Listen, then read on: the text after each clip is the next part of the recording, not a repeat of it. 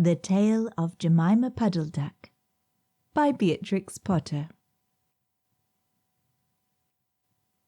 What a funny sight it is to see a brood of ducklings with a hen. Listen to the story of Jemima Puddle-Duck, who was annoyed because the farmer's wife would not let her hatch her own eggs. Her sister-in-law, Mrs. Rebecca Puddle-Duck, was perfectly willing to leave the hatching to someone else. "I have not the patience to sit on a nest for 28 days, and no more have you, Jemima. You would let them go cold. You know you would." "I wish to hatch my own eggs. I will hatch them all by myself," quacked Jemima Puddle-Duck. She tried to hide her eggs, but they were always found and carried off.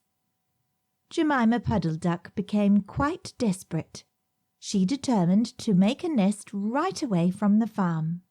She set off on a fine spring afternoon along the cart road that leads over the hill. She was wearing a shawl and a poke bonnet.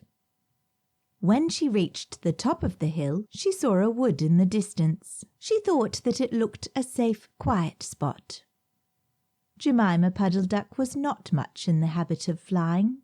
She ran downhill a few yards, flapping her shawl, and then she jumped off into the air.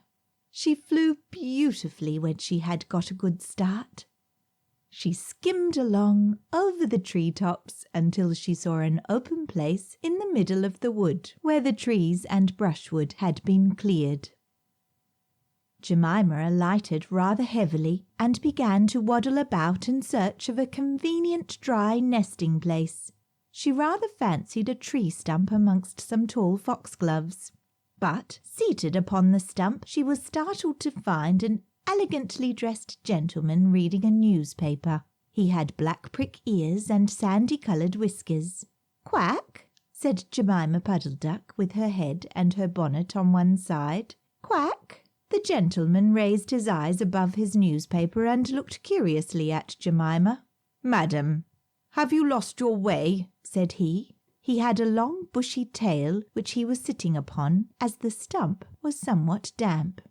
Jemima thought him mighty civil and handsome.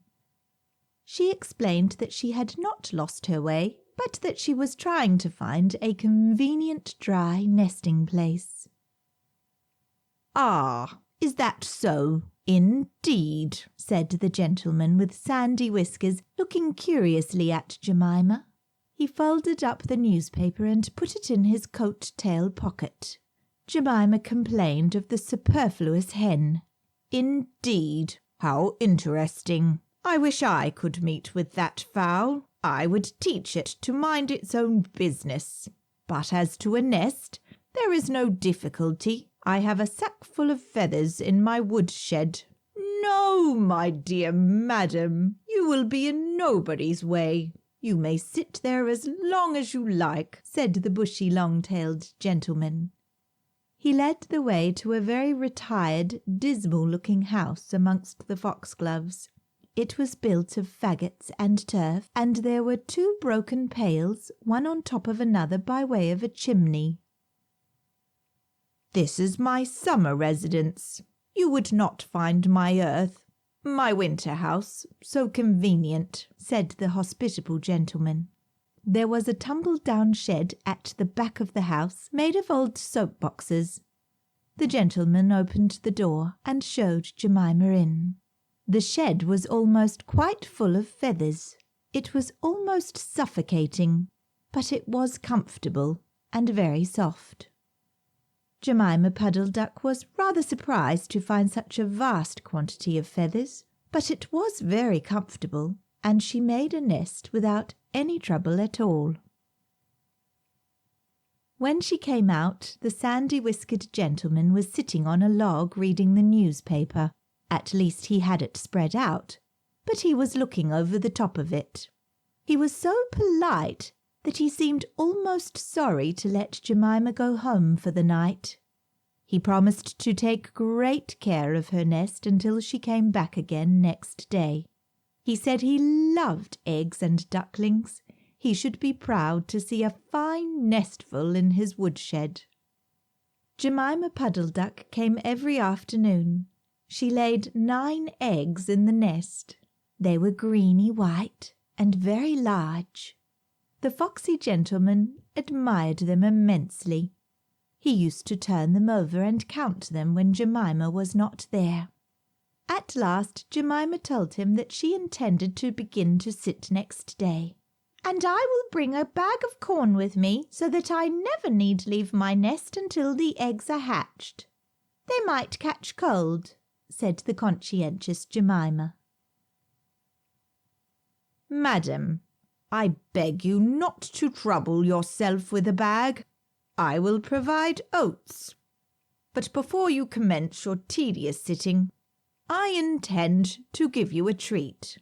Let us have a dinner party, all to ourselves. May I ask you to bring up some herbs from the farm garden to make a savoury omelette? Sage and thyme and mint and 2 onions and some parsley. I will provide lard for the stuff. Lard for the omelette," said the hospitable gentleman with sandy whiskers. Jemima Puddle-Duck was a simpleton. Not even the mention of sage and onions made her suspicious. She went round the farm garden, nibbling off snippets of all the different sorts of herbs that are used for stuffing roast duck. And she waddled into the kitchen and got 2 onions out of a basket. The collie dog Kep met her coming out. "What are you doing with those onions? Where do you go every afternoon by yourself, Jemima Puddle-Duck?" Jemima was rather in awe of the collie. She told him the whole story. The collie listened, with his wise head on one side. He grinned when she described the polite gentleman with sandy whiskers. He asked several questions about the wood, and about the exact position of the house and shed. Then he went out and trotted down the village. He went to look for 2 foxhound puppies who were out at walk with the butcher. Jemima Puddle-Duck went up the cart road for the last time on a sunny afternoon. She was rather burdened with bunches of herbs and 2 onions in a bag. She flew over the wood and alighted opposite the house of the bushy long-tailed gentleman. He was sitting on a log. He sniffed the air and kept glancing uneasily round the wood. When Jemima alighted, he quite jumped. "Come into the house as soon as you have looked at your eggs. Give me the herbs for the omelette. Be sharp." He was rather abrupt. Jemima Puddle-Duck had never heard him speak like that. She felt surprised and uncomfortable. While she was inside, she heard pattering feet round the back of the shed.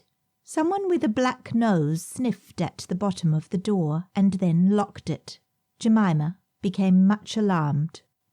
A moment afterwards there were most awful noises, barking, baying, growls and howls, squealing and groans, and nothing more was ever seen of that foxy-whiskered gentleman. Presently Kep opened the door of the shed and let out Jemima Puddle-Duck.